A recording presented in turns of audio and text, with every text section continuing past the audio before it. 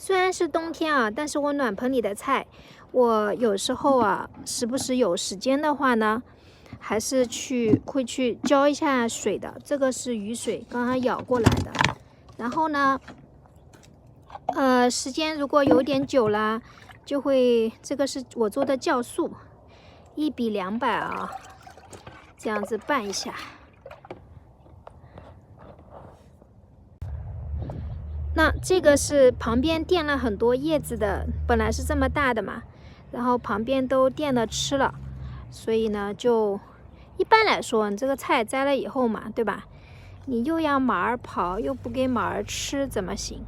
所以的话，就是这个时不时也会去给它浇一点的，不是完全不管的。这个酵素很好哎，水果皮充分利用了，加油！